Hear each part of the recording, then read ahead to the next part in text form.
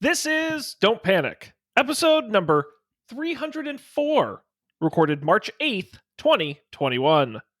Hello, everybody. Welcome to this episode of Don't Panic, the technology podcast on gadgets, the internet, and you. I'm going to try that again. I didn't like that. I'm going to do it again. Gurgits? I'm stumbling through. It's too late. I've been talking all day. I'm out of talking. This is Don't Panic, episode number 304, recorded March 8th, 2021. Hello, everybody. Welcome to this episode of Don't Panic, the technology podcast brought to you by the letter C and the letter D for Colby and Dan. They're here as well. I'm Sean. Welcome to tonight's episode. A little Sesame Street action there for you. The letter of the day is... Do they still... I was thinking about them. Like, the last time I saw an episode of Sesame Street was like 20 plus years ago. And is Sesame Street like tougher today? Do they teach like coding and stuff? Like, or is it still just like letters and numbers? Like, I'm assuming kids today know more. Maybe I wouldn't be so sure about that. This is something I never thought about. They're actively making new episodes of Sesame Street. Like they've just been making it for decades. Which that is a good point, Dan. Like the letters and numbers don't change. Right. They might have to record that one new Planets episode, but that would be about it. Yes. Well, I do know they cover topical events and they cover, things like, stranger danger. And although I guess that's always true. Yeah, I don't know. I don't know what they talk about at Sesame Street. Let's do the Don't Panic Sesame Street Challenge. Honestly, we might learn something. Is Sesame Street streaming anywhere? They actually do have like a semi-exclusive relationship with HBO, so it's on HBO Max. They have a whole Sesame Street section of HBO Max. Wow, I've never found myself in that section. Yes, isn't that funny how that happens? Huh. It's almost like they know I'm not a child. You were too busy watching the new Tom and Jerry movie to get over to the Sesame Workshop section. There's a new Tom and Jerry movie? Oh yeah, that was the HBO Max, like it's in theaters and streaming at the same time thing, like I did with Wonder Woman. Well, you can now watch the new Tom and Jerry movie in theaters now, but also streaming on HBO Max. I'm told it's not good. Yeah, I don't think I've watched any movies on HBO Max. I think I almost watched Wonder Woman, but then everyone said it was really bad, so I just didn't watch. I just skipped it. Yeah, it was fine. I didn't hate it. We should have done a movie league where instead of betting on like how much money the movies will make, we just bet on which movie will be the one that is actually in theaters first. There are websites that do that. I've seen that going around. The sort of if they'll actually open, how many screens they'll open on challenge. Right. But the tough thing is that there's this new thing going around where coming back from the coronavirus, they're starting to release like independent movies, Oscar movies, right? There's certain eligibility, like it has to be in so many theaters to be eligible for an Oscar. There's certain rules. They're still doing that? They're still, even if it's in like 10 theaters and nobody goes to see it, they still do it so they can say it's in theaters. But what they're not releasing, there's no law that says they have to say what the box office number is. They've only done it for promotional reasons, right? You want to be number one. And so they've just always done it. Now they're not releasing the box office numbers for these smaller movies. And everyone's wondering if after coronavirus, if you'll see less and less, movie companies releasing the box office numbers, which would really be hard for us to do a movie league. Right.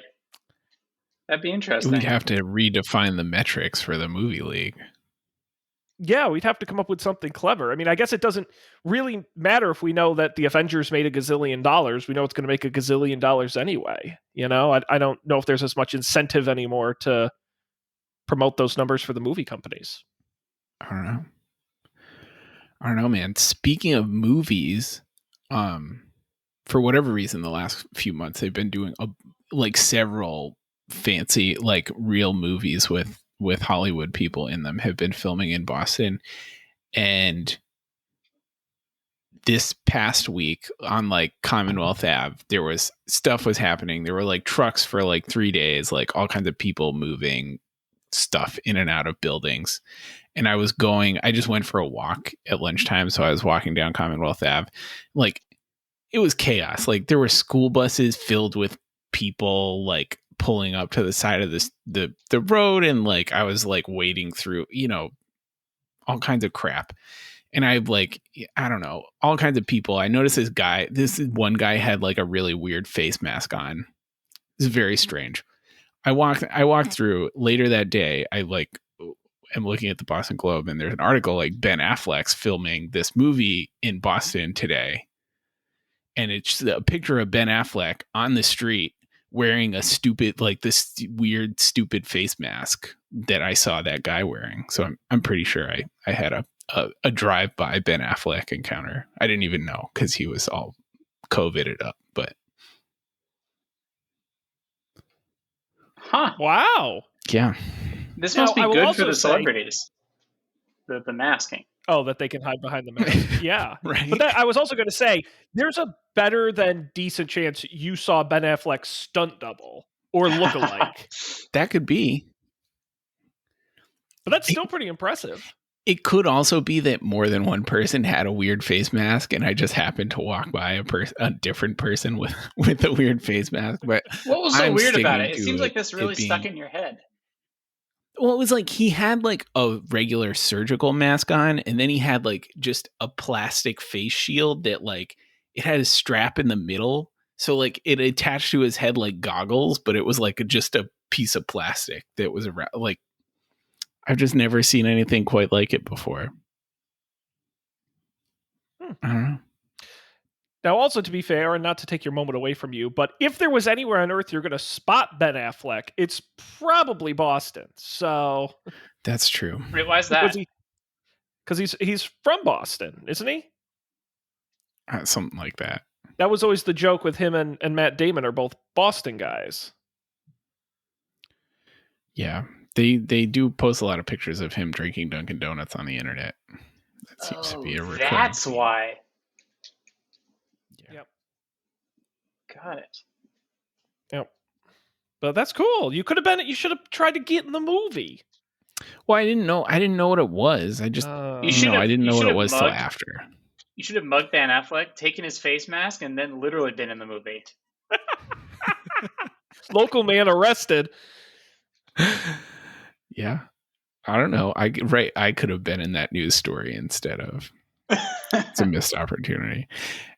So this is the second time the Jennifer Lawrence like Meryl Streep movie filmed like in the park across the street from my apartment a month or two ago, and like we saw Meryl Streep from afar. Hey, so you're the guy. I saw that movie. You're the guy in the movie screaming, "Hey, are you Meryl Streep? Hey, over here!" Yeah, that was really distracting. I'm surprised they left it in the movie. I got a credit. You got it. But you see, what's nice is you got the and credit because it was Jennifer Lawrence, Meryl Streep, and Colby Rabbidoux, which is you got to have a lot of gravitas for that. Yep, Colby Rabbidoux, as guy screaming in the background. Yes, as guy we could not cut out of the Colby film because he's Rabbidoux in as every the shot. obnoxious Boston local. I'm walking here. Yeah. I mean, they want to film in my backyard. That's the price. The price of admission. Damn. That's exciting. That's that big city living. Right? Yeah. That's why they call Boston the Hollywood of the East. I think the only, aside from this, the only other movie filming encounter I've ever had was when they were doing the Ghostbusters remake. Yeah. But they were pretending the movie was still set in New York. So they had set up New York looking subway, like fake New York looking subway entrances, like just on the street in downtown Boston. Wow. It was very silly. I just saw the subway entrances. I didn't see any famous people. Well, and I won't get too much into it, but that's the fascinating thing about filming and tax credits is literally something I'd like. All 50 states offer some form of filming tax credits. So literally a movie like Ghostbusters will bid out against and whichever city offers them the best tax credits they will go to. So they could have shot it in Cheyenne, Wyoming and made it look like New York City if they got more money to shoot there. Right. just one of those funny things. Here's a tax credit fun fact I learned this week. Did you know, fun fact, in Washington State, if you buy an electric car, so in many states, if you buy an electric car, you get some sort of tax, like state tax rebate. In Washington State, not only do you not get a state tax rebate, they charge you more. Why is this? Why is this? I want to know. Because Washington State does not have an income tax, one of the ways in which they make money is by taxing gas. And they're all freaked out because like, oh man, if so many people buy electric cars, we won't make any money from the gas tax. We've got to make up for that. It's like, by taxing the electric car, why not tax electricity? Why not tax the charging thing? Doesn't make any sense. While I'm ranting, speaking of cars, so longtime viewers will know that the leading a nomadic life across United States and not staying in major cities results in you absolutely needing a car. And we've rented way too many cars. But I thought I had the perfect solution, which maybe I mentioned a while ago, called Sixth Plus. This is not an endorsement. They are not advertising. They couldn't pay me to advertise for them. And so a couple weeks ago, so Six Plus is a car subscription. You're like, hey, you pay us $600 a month and you get some like beater economy, not beater, you get a newish economy car and you can keep it as long as you want on a month-to-month basis. I think there was like a $200 initial fee. Otherwise, it was like just a monthly fee. And you get insurance and you get like maintenance and all the stuff.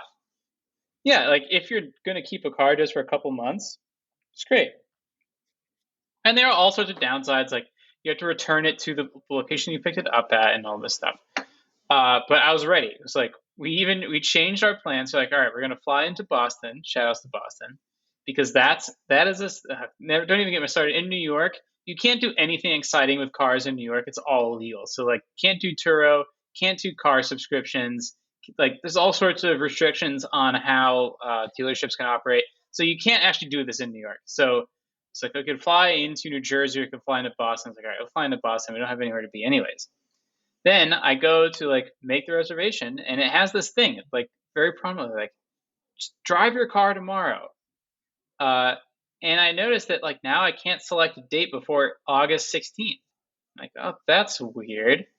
And there's no verbiage, just like all cars across the nation are booked out until August 16th. Like, that can't be right. So then I emailed them. I was like, hey, what's the deal? Is there like a bug? Like, and they're like, oh, we're just not letting people book cars until August 16th. And I was like, all right, fuck you. Then like, why would I? You literally says right here, drive your car tomorrow, and you're already breaking one of those things. Why would I depend on this service? So we're not going to do that. And then, of course, come to find out a couple days later, now the website lets you book whenever you want again, with the notable exception of the $200 activation fee is now a $1,000 activation fee, which completely changes the economics of just having it for 3 months. So my rant about this is like, I thought technologically that any company at this point could. So I think what probably happened is that it's too successful, the program, we're making too much money, too many customers, we have to raise the prices. But they really wanted to put the brakes on it, so they just fucked up their website and broke it for a couple days. And like, I thought we had the technology where like any company could make a text change to their website very simply. Like, I thought that was a solved problem. That you as a business could change the text on your website. And maybe, Sean, maybe you could shed some light on this. That seems pretty easy to do. Now, if you want to add like, oh, let's add like a live streaming box, like, yeah, sure. Like, that seems hard. But text? Can't you just add a little thing like, hey, we're temporarily suspending blah, blah, blah? Well, first of all, I appreciate you asking me how to make changes to website, something I'm vastly underqualified to do, and you're precisely qualified to do. So, but that's why I'm asking you, because it seems easy to me.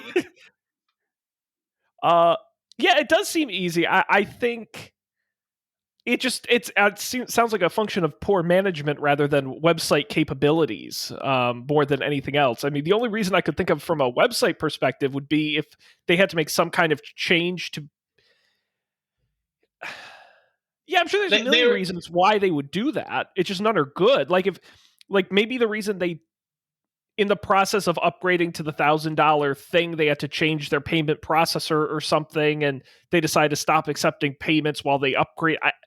No, it's clearly a failure. Now, why exactly it happened, that's a question mark. But no, that's very dumb. But also, like, you're probably right. They probably are so successful that they could turn off the website for a month and they'd probably still be fine, which I guess good for them. But that's not how business is supposed to work. If you're supposed to want to make more money. None of it works how it's supposed to work. You're not supposed to be able to just take your thing from $200 to $1,000 and be as, if not more, successful, and yet they will be. Yeah. So, I mean, Dan, this is your superhero origin story right here. This is where you take this failing and you make your own car service and make $1 gazillion. Yeah. I did have. Never mind. I can't get into that. I will get into it. I had to become an ordained minister to try maybe you. No. to hopefully officiate my friend's wedding over the summer. Very cool. And I was thinking about this. I was like, well, there must be, because it's so easy to do. It takes like 2 minutes. There must be tens of thousands, hundreds of thousands, millions of ministers, ordained ministers in the United States, maybe hundreds of thousands, right? And I'm going to spend my $50 or whatever it was to do this, and I'm going to do it one time. But if someone were in a pinch, like being a notary, right? If someone were in a pinch, they needed an ordained minister, I could always do it. It's just I don't know who those people are. So we need Airbnb for ministers or Uber for ministers. Where you say, I need a minister in, at this date, at this time, and you get a list of ministers in your area. Hot single ministers in your area. Well, it's so... I love it. Ministermingle.com. I love that. That's awesome. It's the perfect three-way. A husband, a wife, and a minister. And the Holy Spirit. Well, it's funny because after I officiated my brother's wedding, I had some people come up to me and they're like, you should do it. Like, you're good at it. You should do this. And so I Googled around. I'm like, can you make money just being a full-time guy who marries people? And what I learned is there's a cabal style racket of, it's kind of like photographers or florists or any of that wedding stuff, where it's you have to be tied to a venue or else they lock you out. That you can't really? Well, it's not legal, quote unquote, but it's either it's a family member or it's they have a guy and they're like, Joe does all the weddings for this mansion you rent, and it's they kind of, so you have to be in with them. Or the other part of the racket is the justice of the peace racket, which that's where the real money is, becoming a justice of the peace. And then you do all the city weddings and you make really good money. And it is an enormous hassle to become a justice of the peace, depending on where you live. So basically what I found was there are too many people doing it and there's not enough money for the hassle. But I like the idea. Thanks. Yeah. I maybe once next time I'm searching for a job, I can start Airbnb and ministermingle.com. Well, that's what people said to me. Sean, not a business you want to get into in COVID times, but soon we're going to be on the upswing. Well, that's people are like, oh, you should make some money on the weekends. I'm like, so what? You make they pay you $100. You got to drive an hour or wherever insane place you have to go, depending, if you live in New York City, maybe it's different. If you live where I live, you got to drive somewhere. You have to be at the rehearsal, which is usually the day before. So you got to get a hotel room. Maybe they provide you one, maybe they don't. You gotta be all dressed up. You have to work with them before the wedding to make sure the speech is right and everything. It's more annoying than it sounds, and I'm very lazy. You said you only get paid $100. Yeah, it really is. It's really not much more than that. Or less. If you're just a guy, if you're really good, maybe it's slightly more, but it's genuinely not that much. Right. You're the wedding minister rock star. I mean, I'm an idiot. I did it for free for my brother. What was I thinking? And I still had to get him a gift and buy a hotel room. Oh my gosh. He ripped me off. Wow. Yeah. You got to take it to the cleaners. So we're back to renting cars on a weekend and week by week basis. Well, are you renting any fun cars, or are you just getting the generic economy models? No. First of all, it's very difficult to insure anything about the car you're going to end up with, I guess, unless you maybe go on the very high end. And second of all, we're probably going to have to end up buying a car at some point in the next 2 years. And so every dollar we spend renting a car is a dollar that could not be spent buying our car. So that's my car update. More sadness. But you've got to be racking up the points, though. Whatever rental service you use, you've got to be drowning in points at this point. That's a good question. We have also, we've done Hertz, we've done Budget, and we've done Enterprise. Enterprise is by far the most expensive typically. Did I tell you the story about their computer glitch? I don't think so. Maybe not. Oh my God. So when we got to Washington State, we had booked the rental car through Enterprise like last summer, a long time ago. And it was an SUV because we wanted all-wheel drive. We're going to go into the mountains. And it was $600 a month, I think. It was ridiculous. And we show up. Oh, no. The week before, I get this call from a Washington State number, and it's Enterprise. And I'm like, oh, man, there's a computer glitch, and for a brief period over the summer, we were renting out all cars for the that was the other thing we noticed. So wow, this is exactly the same price as an economy car, and the mid-size SUV is the same as the premium SUV. So let's just get the premium one. So we booked 3 months of premium SUVs through this Enterprise for $600 a month, and the guy was so apologetic. Oh, it was a computer glitch, and he's going on and on. I was like, I don't care about getting whatever that big black SUV that all the UN people drive around in. I don't care about that. All I need is all-wheel drive. In fact, if it were smaller, it would really be better. It's like, oh, okay. We'll take care of it. Great. And I didn't need to say that we're not going to pay any extra because this is your fault, not mine. So we show up at the car rental place. There's a different woman there. And I'm like, oh, yeah, Dan Miller. And she's like, oh, you're the person who got the glitched car. I was like, yep, that was me. And she's like, okay. And she brings it out, and we do the walk around, and she does the thing. We're like, all right, do you want the Easy Pass thing? Do you want this insurance? Do you want that insurance? I was like, no. She's like, oh, do you want the collision waiver? I was like, no. She's like, really? You're paying $600 a month and you don't even want the collision waiver? I was like, first of all, why do you care?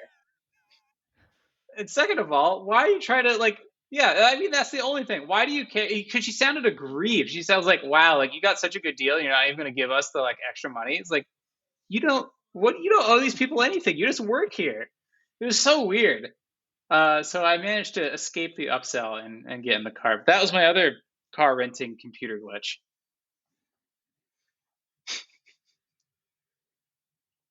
So I guess my advice is maybe someone should write a bot. SUV with all-wheel drive. Oh yes, we did. I was very adamant that I made sure that we did, because one time we rented from twice we rented from Budget for a month. We ordered an SUV. One time they didn't have any SUVs with all-wheel drive, any cars at all with all-wheel drive. So we just got this Mitsubishi SUV with literally the cheapest model was the only one that didn't have all-wheel drive. And the second time we show up and they don't have any SUVs at all. They only have a minivan or a Toyota Camry. It's like, we're driving back to New York tomorrow with That's what I was 3 thinking. months worth of stuff. I can't fit all of it in a Toyota Camry. I guess I'll drive the minivan. So Budget is on the outs. I'm on the outs with Budget. That's fair. No luck. Well, keep hanging in there. Keep hanging in there. Car rentals are one of the fun things in life. Is my humble opinion. I miss renting cars, but then again, I was doing it for short business stays, and the company paid for it, and it was always a fun gamble to see what car you would get, because I would literally, because I was ordering through a corporate.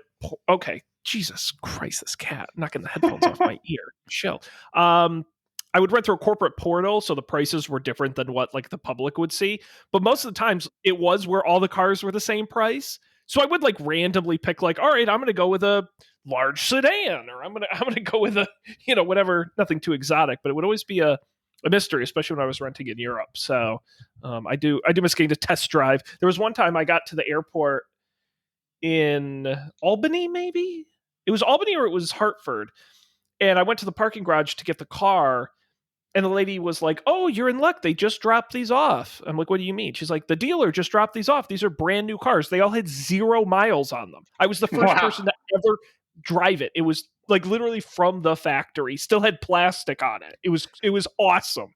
Wow. And I drove that thing like a lunatic. So that was fun. Ran it into the ground. And by the way, it was a Ford Fusion, and it was very mediocre. It's fun when it doesn't matter what car you get, right? Right. Our problem is like if we don't have all-wheel drive and it's not big enough, we're like completely screwed. Right. You're the In one fact, person without who all-wheel does drive, it was hard to even get out of the driveway to begin the drive back to New York. Never mind if you could fit everything in the car. Yep. Well, if anyone out there has a car they're looking to loan, Dan is in the market.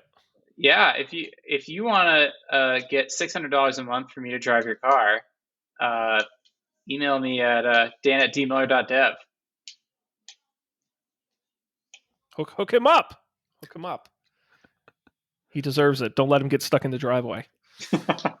Oh, boy, guys. Well, is there, unless there's any other thrilling, exciting adventures, we can pivot on over to tech news. There is technically some in the rundown. I have something I don't think is in the rundown that I want to talk about. Awesome. Well, bring it on. Let's start with it. When the heck is that? When is the iOS update coming that enables Face ID with the masks? Didn't we hear about that like over like last winter or like December? Yeah, Dan, you're talking about iOS 14.5. 5. Give it to me, Apple. I want it. I want it now. The rumor is sometime in March. The public beta is available now. It broke my Apple Watch, so I don't recommend you get it. Or I should say the WatchOS beta broke my watch. You might need the WatchOS beta, though, to do the face mask unlocking thing. That's why I downloaded it, and it shredded my Series 3. The issue is just the old Series 3 and younger all have too little storage in them. Uh-huh. Because they only have, like, I think up to 8 gigabytes, and then when they went to the 4, they went to, like, 32 or 64 or something, and it's fine. So if you have a Series 3 or younger, do not do the beta, and I don't even know if the final version is going to work. That's my hot tip for you. But, we talked, 2 weeks ago, we talked about a potential March event. Still no word on it, but the expectation is it'll be released this month. All right. I feel better. iOS 14.5 will also include, in addition to the watch unlocking, setting a default music player of choice, more than 200 new emoji, Fitness Plus workouts with AirPlay, being able to put that on a monitor, some Siri updates, including the ability to have it call 911 for you, as well as support for PS5 and Xbox Series X controllers. All right, let's start an official. I'm looking at the first story in the rundown, and I have some follow-up after we talk about that first story. This is the Apple Find My thing. Yes, another 14.5 beta item. Item safety alerts. They'll notify you if an unknown device being tracked is moving with you so you can remove it or disable it. Basically, it's to counteract a scenario where Find My compatible device is hidden in a pocket or bag and used to track your movements. Very spy stuff, but basically I slip a little AirTag fob in Dan's pocket and I use Find My to track him. And basically what it will do is a little pop-up will come up and say the owner of an unknown item will be able to see your location, and can follow you. So basically, if there's a device that very closely matches your movement but is not tied to your account, it will warn you, and you will be able to disable tracking with it. Huh. Man, that's so obvious a thing that could go wrong. And I've been thinking about AirTags for years, it feels like. I don't know if it's actually been years, and I'd never thought about it. Well, they're so incredibly precise now. I think that's real. With Bluetooth tracking or whatever, it's a little less precise. But I mean, these are going to be able, like within a building, you're going to be able to know where somebody is. It's definitely something to be concerned with.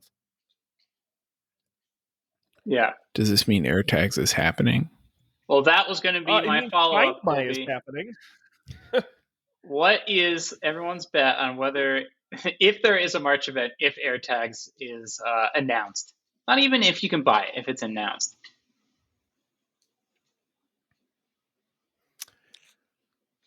I'm going to say yes. It's going to be announced. And it's going to be an air dock situation where they won't tell you. They're not going to tell us when we can buy it.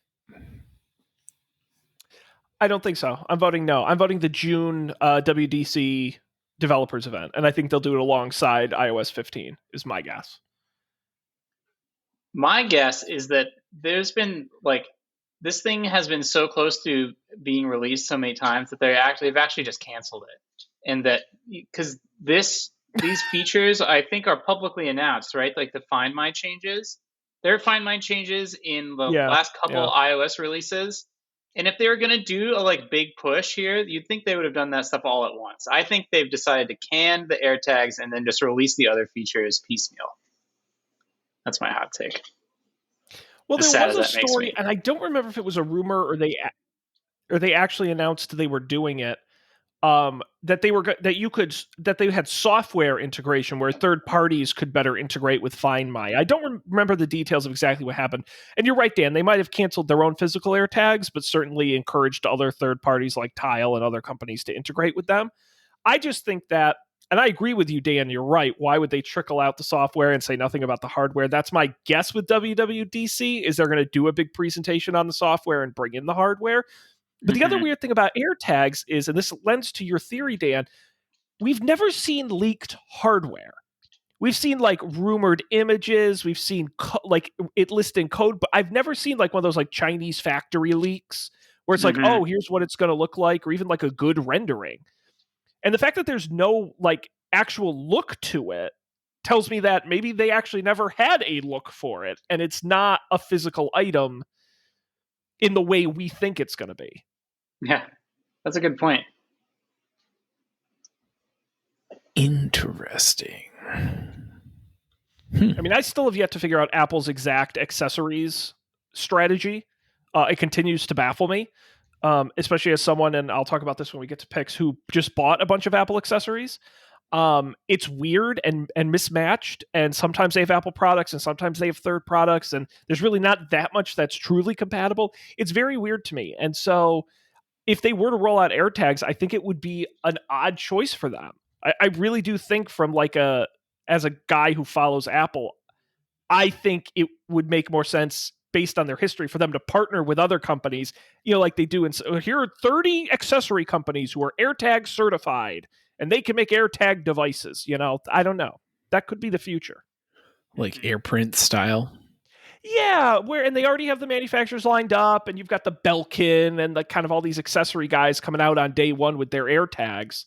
I think, is that really something Apple wants to be in charge of manufacturing? I don't know. Though you'd almost think, I don't know, like if they were doing it with other companies, you'd almost expect there would have been a leak of that. But Very maybe true. not. Maybe that's just being pessimistic. Very true. I choked on my beer. Oh boy, Sean's dying. Oh, Sean's cat was taking revenge. Yeah, he's the worst. Miserable little beast. But yes, can we talk about? I've been very busy, so none of these tech stories have really pierced my bubble except for the NFT thing. And I don't know, I know it has something to do with crypto stuff and art, but that's it. That's all I know. What's the deal? Dan, I'm so excited. This is the one story I actually did my homework on this week. Let's talk non-fungible tokens. Yes. So, and please stop me if I get too off track here. So basically, let's talk about items on the web, okay? And what is a fungible and non-fungible token? A fungible token is something that's identical and interchangeable to another one. One Bitcoin is the same as another Bitcoin. Each one is not unique. You look at the quantity of them, not each one individually, right? That's a fungible token. But there's something called a non-fungible token, which is a unique digital item, which uses the blockchain plus a few extra details tacked onto it to create something that is unique and traceable because it's in the blockchain. They use Ethereum in this case to support the NFTs. And so what people are now doing with them is they've said, okay, well, now we can create a digital asset that one person can prove they own because there's only one of it and it can be certified on the blockchain. Sort of like a certificate of authenticity, if you will, if you're buying an athlete's autograph. Well, people decided that if you can make one of something, that makes it instantly valuable. And hence NFT marketplaces. Now, there are a couple of big ways this is going around. One of the biggest right now is, are you guys familiar with NBA Top Shot? No. I give them credit. This is one of the neat ideas I've seen. It's officially licensed with the NBA, but it's essentially a website where you can buy NBA highlights. And basically what it is you may get a Michael Jordan slam dunking over Charles Barkley, right? It's maybe a 20-second video clip. NBA will sell you that, the non-exclusive rights, but the rights to that clip as a non-fungible token for a certain amount of money that you can then own, reuse with certain rights and limitations, or later resell. And it's up to the NBA to create and then release these tokens within NBA Top Shot. Is this an existing product that existed before this? Well, what do you mean? No, it's only possible because of non-fungible tokens. I see. Yeah. But, and I'll pull up some examples here. They call it officially licensed digital collectibles. Sometimes they're playing cards, sometimes they're videos. But what's crazy is I just want to show you some of these numbers. So what basically, NBA Top Shot's just a good example because it's like a real legit marketplace. But for each one, they have different versions. So they're common, where there can be over 1,000 copies, and you get those in packs starting at $9 for 9 moments. There's rare ones. There's legendary ones. There's Platinum Ultimate, of which there are only 3, and you can only buy through auction. And then there's Genesis Ultimate, of which there's only 1 digital copy. Hence, scarcity creates value. Some of them have sold. Yeah, go ahead. In this case, everyone knows that it's not the only one because they're just video clips, and ESPN or the NBA has all the originals. Well, that's the thing, right? Is can you really own a digital picture when someone can just screenshot it and share it, right? But that's not. It's one of those things where that's not the point. Like, I agree with you. And is it stupid for someone to spend literally tens and hundreds of thousands of dollars on an NBA highlight that's on YouTube in 100 different fashion? Sure, but it's the fact that there's only one and theoretically will only ever be one that creates value. Now, there are some examples here where different artists are using it in different ways. For example, let me see if I can get this. There was, what was the band? A band just released their album on NFT, but it was exclusive deluxe versions, and certain levels which you bought came with things like 4 front row seats for life and exclusive backstage access, and it's going up for auction. But again, because there's only ever one, it can be tied to an individual.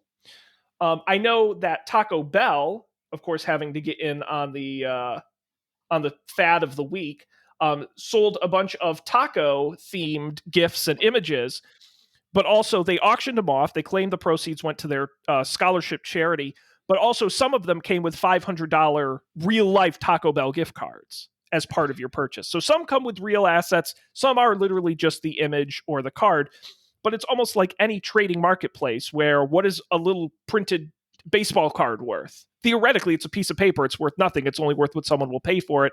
It's the same with one of these non-fungible tokens. Huh.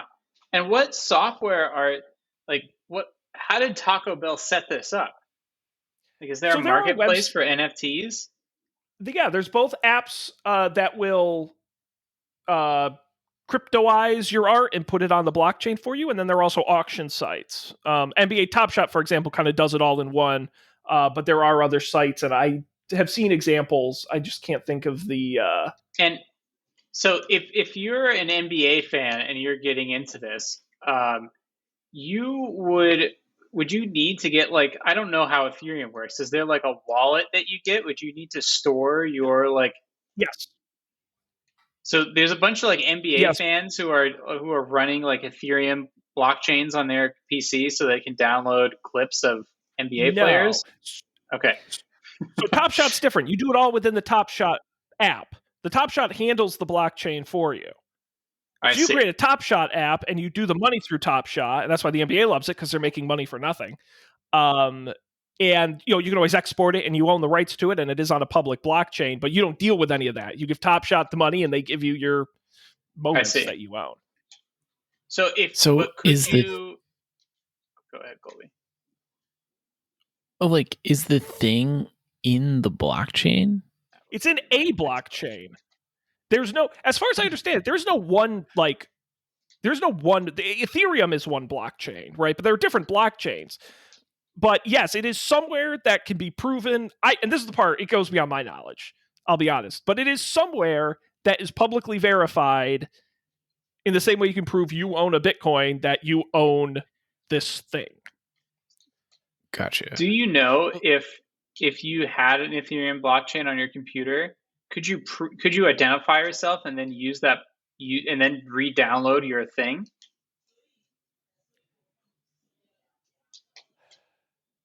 I don't know. That's okay. I don't know exactly how you own. Like the ownership part is more of a legal thing than it is like you get copies of the art. You know what I mean? Yeah. It's just more to say you own it. I'm sure maybe you can download like an MP4 of that NBA highlight. I don't know. But it's just more about saying you own it.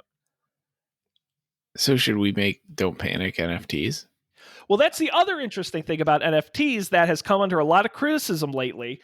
A, because it's dumb, but also B, because of the environmental impact.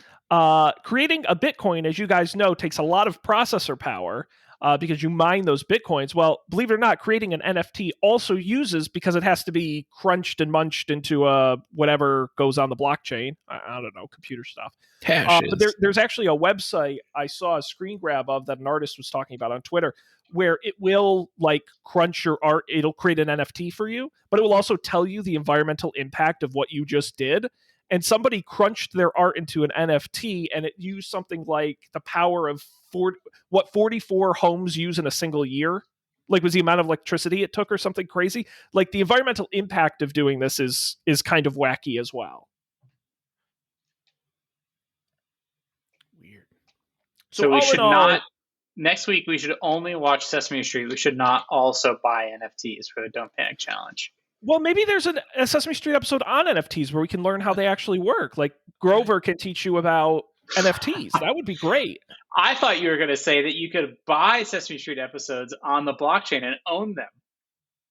Well, it is funny that, could theoretically someday you buy like TV episodes like you would buy on Amazon Prime, and you buy them on the blockchain, and that's how you prove you own them, and it's not tied to a central company like Amazon? Maybe. I don't know. That to me is interesting. I think this sort of like rich guy, it's a trading market. Again, it's like baseball cards or anything else, where they hope they buy it today, and in a couple of years it'll be worth more than what they bought it, so they can sold it. It's not about the fact no one's going around like, dude, I own that Karl Malone highlight. Yeah. It's like, no, I'm going to sell it in 3 weeks and hopefully make money. So it's like a stock market or anything else stupid like that. regular for rich Bitcoin. people to waste money on. Yeah. You want to hear a fun stock market fact I would love to. that I learned from my lawyerly lady friend? So apparently, I don't know what this means, but people say there's a lot of money in the market. I don't know what that means, but apparently because of that, companies have more money than they know what to do with. So one thing that companies are now doing is they are creating companies that do nothing. The only thing they have is a lot of money, and then those companies are going public. And the like S1 is this company does nothing, but at some point our parent company is going to is going to acquire another company and then like reverse acquire it into this company such that this stock that you just bought will become MySpace or whatever.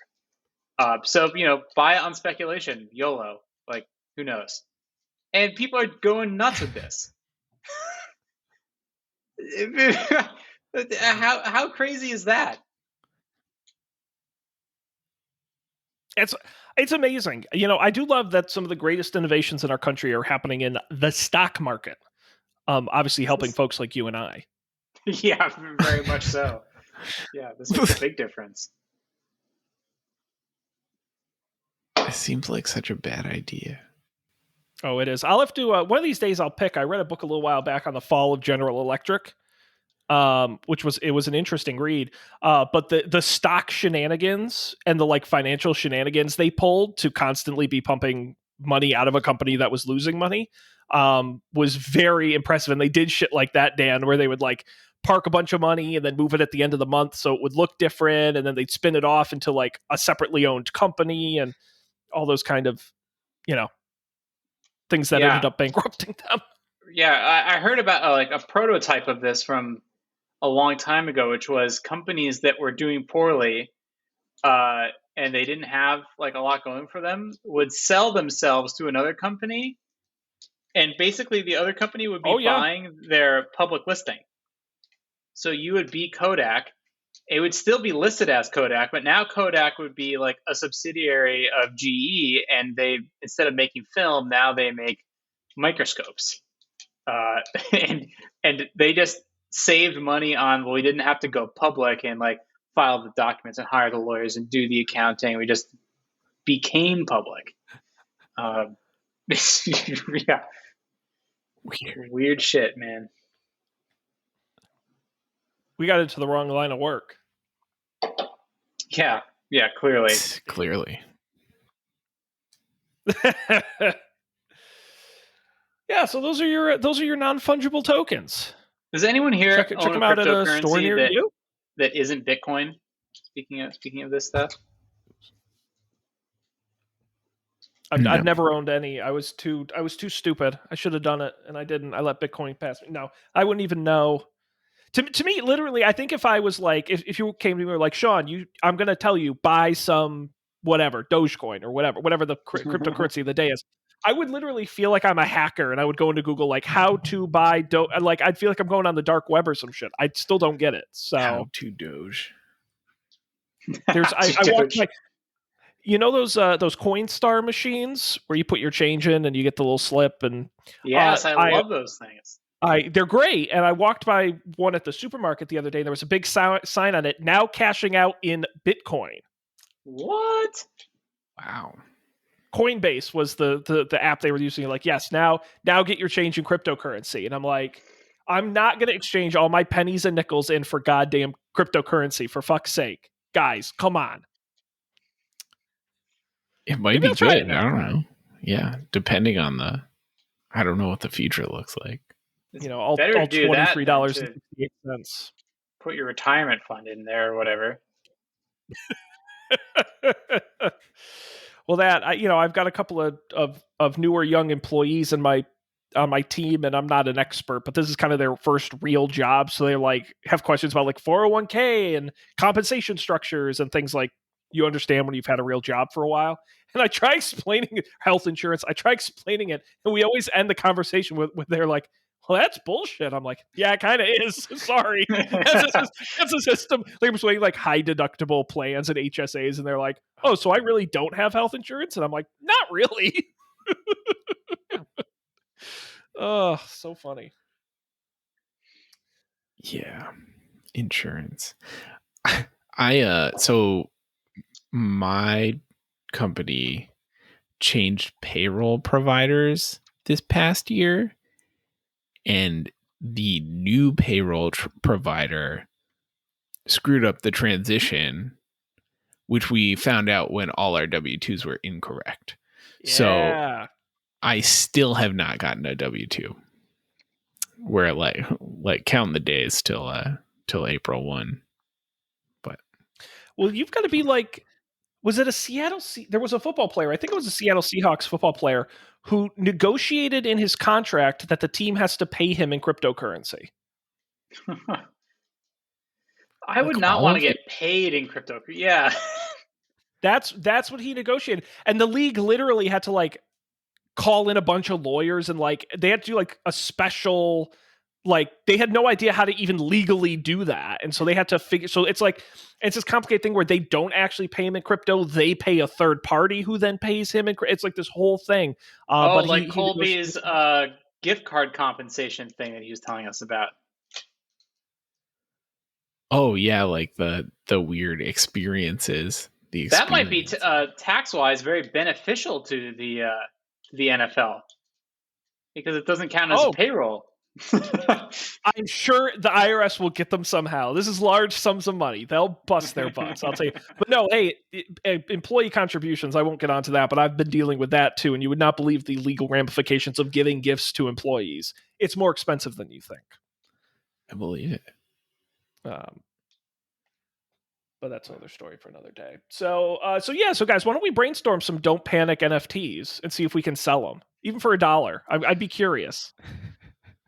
What could we create as a digital asset for Don't Panic that we could sell? I mean, the episodes are obvious, but I think what would be more fun is picks. We got the pick of the This Week in History. That's true. And we could display like someone's little logo next to them if they buy one.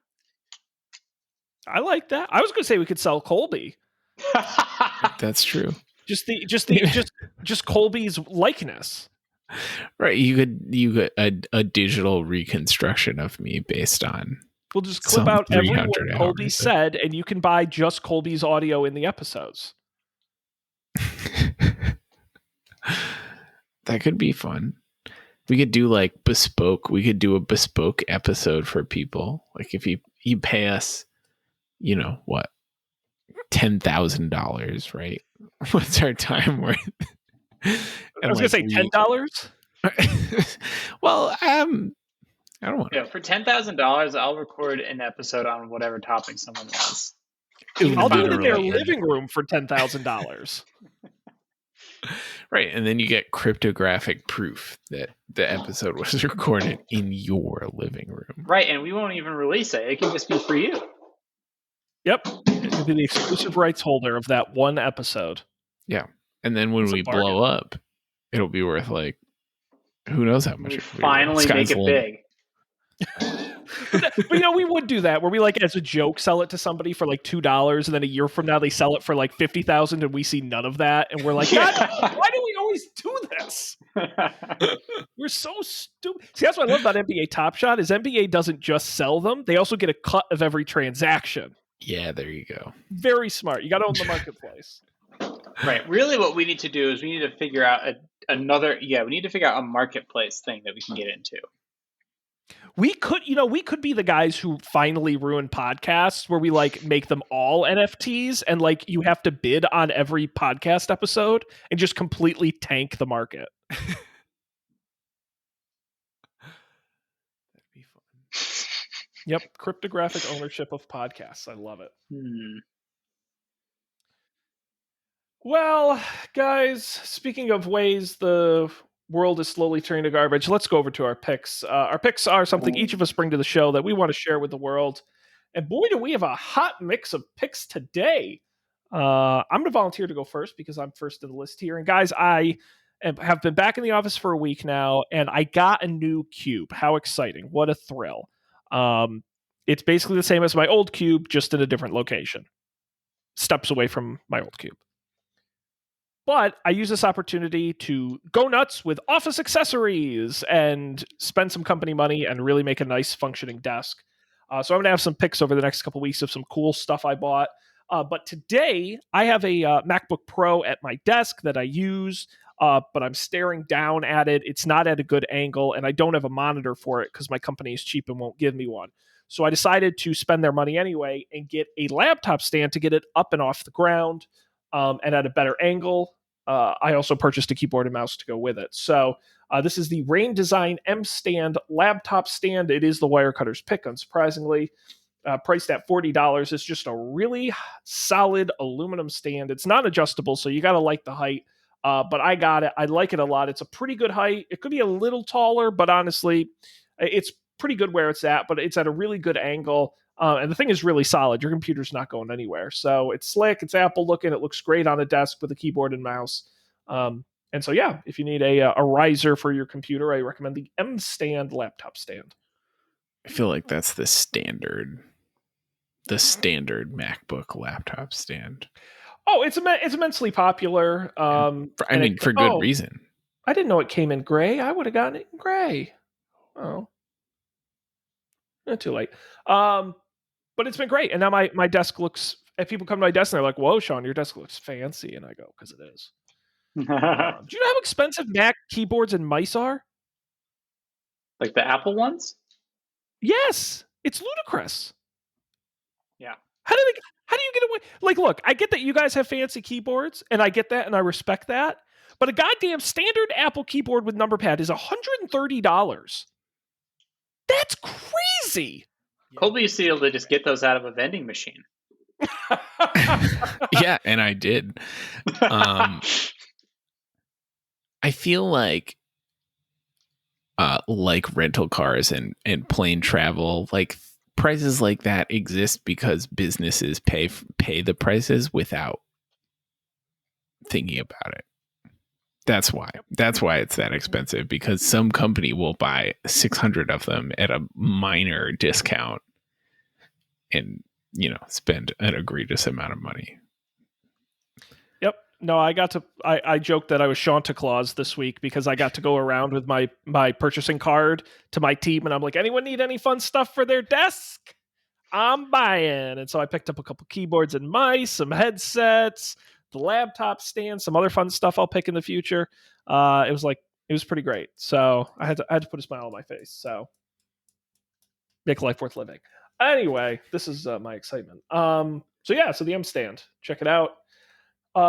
Dan, what do you got here?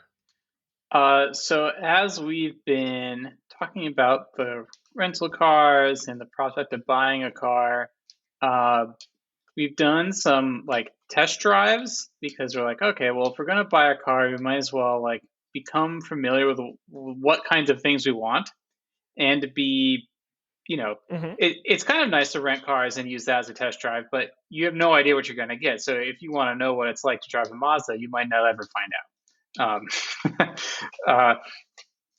And then we did some dealership test drives, and it's just not actually that helpful because you have very little time and you can't do a lot of the stuff. What is it like to hook my phone up to this and make a phone call or listen to a podcast? And what is it like to sit in this car for hours on the road? You don't know. And maybe if you're a more experienced car driver, you would be able to pick up on these things. But in a 30-minute test drive, thankfully without some salesman sitting next to me, because I guess that's one good thing COVID has. Haven't gotten that. But there's this thing called Turo, which is like Airbnb, but for cars, other people's cars, that you can use to rent cars. And it's pretty expensive. You would not want to rent a car for a week or definitely not a month this way, but you can rent a car for a day or two and it's not too bad. And you get you just get the car for the day and you get to put gas in it and you get to hook your phone up to it and do all the stuff. So I don't know how comfortable I would feel replacing my rental cars with Turo, because it's also kind of a pain depending on who the host is. I think is their parlance. You have to drive to them, and there's a bunch of hoops you got to jump through. But if you want to like I want to try driving a Subaru Forester for 2 days, it's a relatively inexpensive way to do that. Oh, I guess I should probably. I think there's some like that's great. You know what I love about what's it called? Reference thing? Not a reference. What am I thinking of? A referral. Oh, like a referral code. Yeah, I should look. Yeah, let's get everybody go on and sign up. Let's get Dan a free rental. Yeah, if you're not going to rent me your car for $600, at least help me get one for less money. Well, I love about Turo is they also have a lot of exotic and crazy cars, which is like you can get here's a Lamborghini Gallardo, which for $1,000 a day, you can have a fancy car. $1,000 a day? That's near me, so I don't know about anyone else anywhere else, but that's crazy. When I saw the ones that were like 120, 150, I thought like, oh boy, that's a lot of money. $1,000 a day. Yeah, I don't think they get many takers. Unless you're like shooting a music video or something. Like, I don't know. I don't know about but look at this. A 1987 Dodge Ram Charger. This thing is crazy, and this is only $70 a day. This does seem like a good, like, if you're shooting a movie or something. Look at this retro piece of awesome. Damn. This thing is so cool. That is very retro. Maybe I should just get a stupid car for a day. I don't know what I mean. It's fun. Maybe it's you a should bit of buy a stupid I imagine car if you're a single driver, that's another thing that'll be a pain in the ass because it's not like an airport where you're dropping your car off and then picking another one up on the other side. You got to take your car. You got to drive to them typically, get the new car, and then take that car and your old car like somewhere else. That's another thing that's inconvenient. Well, hey, if you need a car for a day and you want something from the mundane to the exotic, Turo.com. Make sure to ask for Dan and he'll get a free car. All right. Colby, what are you watching? So the other day I was scrolling Netflix and I saw a show that used to run on like UPN 38, like on Saturdays sometimes when I was a child because we didn't have cable. But it's called Stargate Sg1. There was a movie called Stargate. I think Kurt Russell was in it. Kurt Russell was a person, and this TV show is like a continuation of the movie. It's like a sequel. I think it was on the Sci-Fi Channel when it was airing, but I don't know because again, it was not like I was not watching it on TV, or I was watching it on secondhand TV. But it's like, it was like 90s, 2000s TV. It's very like anything where it's like there's kind of a story, a long-term story arc, but not really. And mostly the episodes are sort of one-off. But I've been watching it on Netflix and it's great. It's a great quarantine show. It's not like, it's like fun to watch, but it's not like too high stakes, and it's like sort of nice, but doesn't like isn't unpleasant in any way. And there's like 200 episodes of it or something. So if you want a dumb sci-fi show to watch, it has some like Star Trek vibes where they're like, the people are traveling to other planets through the Stargate, and like, weird alien stuff happens on other planets and like stupid things happen.